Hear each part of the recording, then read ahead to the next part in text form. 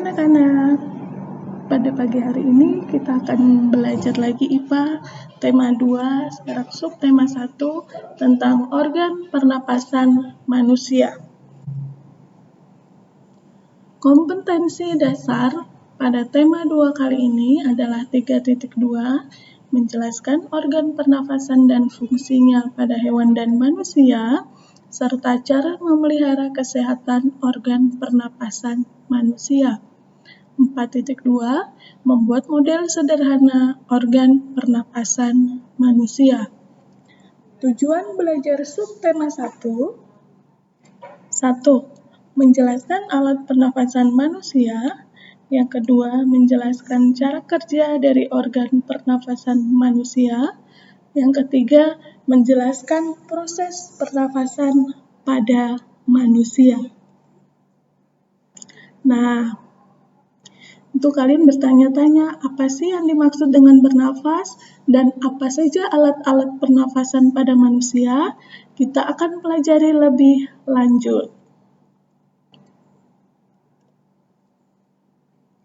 Bernafas, apa itu bernafas? Manusia, tumbuhan, sebagai makhluk hidup, kita perlu oksigen untuk hidup.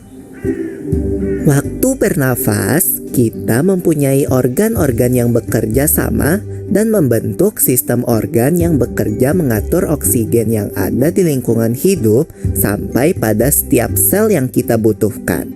Oksigen ini tidak tersedia di dalam tubuh makhluk hidup. Kita mendapatkan oksigen dari lingkungan sekitar kita. Bernafas artinya kegiatan menghirup atau memasukkan oksigen dari lingkungan hidup dan mengeluarkan karbon dioksida dan uap air melalui alat pernafasan kita.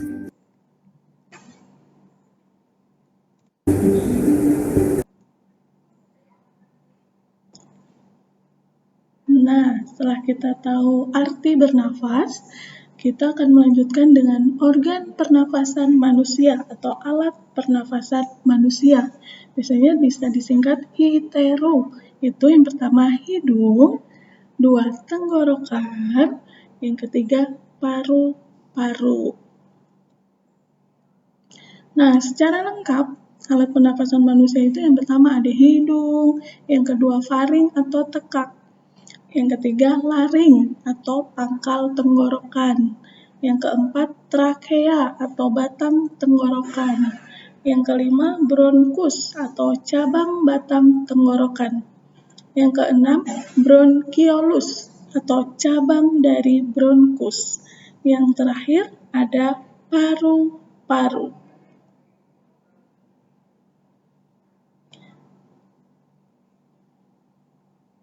Pelajari lebih lanjut tentang organ-organ pernafasan manusia.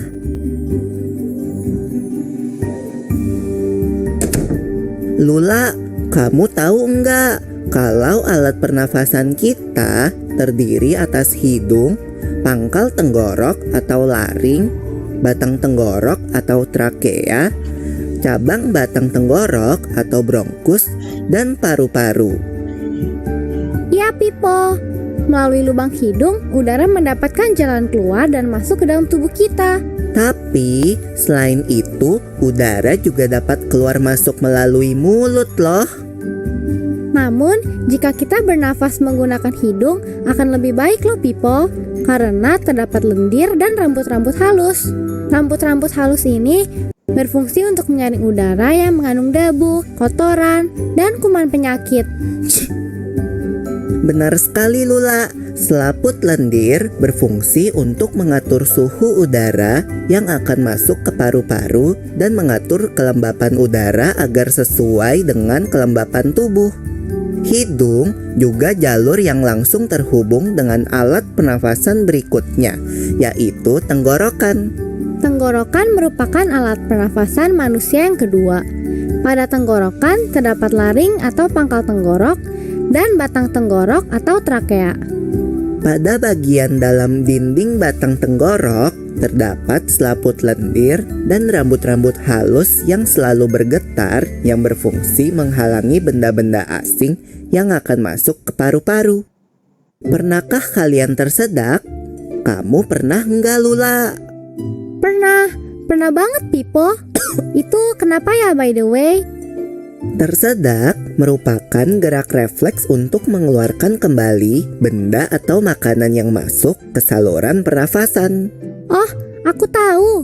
Gerak refleks adalah gerak cepat dan otomatis yang menanggapi rangsangan dari luar organ kan? Iya, Lula. Kemudian pangkal tenggorok yang disebut juga laring menghubungkan hidung dengan batang tenggorok atau yang biasa disebut trakea. Pada ujung trakea terdapat bronkus, yaitu percabangan yang menghubungkan trakea dengan paru-paru kiri dan kanan. Paru-paru terletaknya di dalam rongga dada kan, Pipo? Jika kita menghirup udara, maka udara masuk ke paru-paru. Lalu kemana lagi ya? Melalui bronkus menuju cabang dari bronkus yang disebut bronkiolus dan berujung pada gelembung paru-paru yang juga disebut dengan alveolus. Pada alveolus ini kan yang terdapat pembuluh darah, di mana terjadi pertukaran gas oksigen dengan karbon dioksida. Pelajari. Nah, di dalam paru-paru itu ada dua, paru-paru kanan dan paru-paru kiri.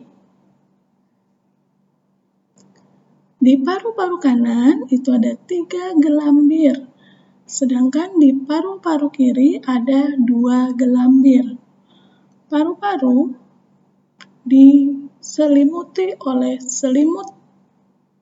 selaput tipis yang disebut dengan pleura. Proses pernafasan manusia itu meliputi 2, yaitu inspirasi dan ekspirasi. Inspirasi merupakan proses masuknya udara ke paru-paru, sedangkan ekspirasi adalah proses keluarnya udara dari paru-paru. Cara pernafasan pada manusia ada 2, yaitu pernafasan dada dan pernafasan perut. Pernapasan dada. Pada proses inspirasi itu otot antar tulang rusuk berkontraksi sehingga tulang rusuk terangkat, rongga dada membesar, paru-paru mengembang, dan tekanan udara dalam paru-paru rendah sehingga udara luar masuk ke paru-paru.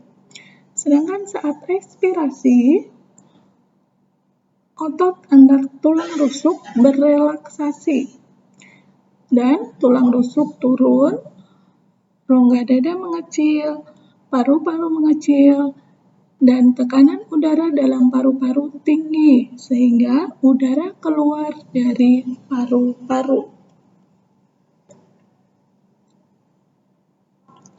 Pernapasan perut. Pada proses inspirasi itu ada kontraksi otot diafragma. Diafragma menjadi mendatar, rongga dada dan paru-paru mengembang sehingga tekanan udara di dalam paru-paru rendah. Akhirnya udara luar masuk ke paru-paru. Sedangkan pada proses ekspirasi, relaksasi otot diafragma. Jadi otot diafragmanya berrelaksasi, menyebabkan diafragmanya melengkung, rongga dada dan paru-paru mengecil, tekanan udara dalam paru-paru tinggi, sehingga udara keluar dari paru-paru. Nah, di situ ada diafragma. Diafragma itu adalah selapis otot yang berbentuk lengkungan yang memisahkan rongga dada dan rongga perut. Nah, sekarang kita juga akan menyaksikan video tentang pernafasan dada dan pernafasan perut.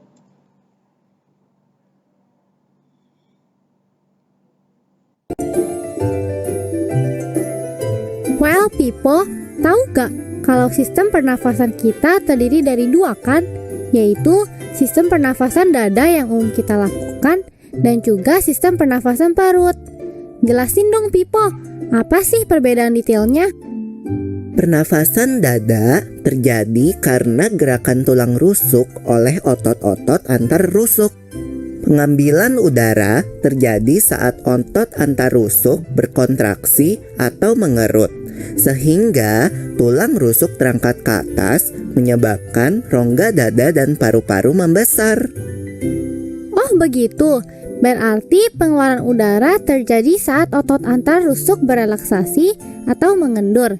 Saat itu, tulang rusuk turun ke posisi semula, menyebabkan rongga dada dan paru-paru mengecil kan? Ya, benar sekali. Lalu menurut kamu, bagaimana dengan pernafasan perut kita, Lula? Aku belum yakin banget sih Pipo, jelasin dong. Pernafasan perut terjadi karena gerakan otot diafragma, yaitu sekat yang membatasi antara rongga dada dan rongga perut. Pengambilan udara terjadi saat otot diafragma berkontraksi. Posisi diafragma mendatar menyebabkan rongga dada dan paru-paru membesar. Berarti pengeluaran udara terjadi saat otot diafragma berelaksasi. Posisi diafragma melengkung ke atas, lalu menyebabkan rongga dada dan paru-paru mengecil. You're right, Lula.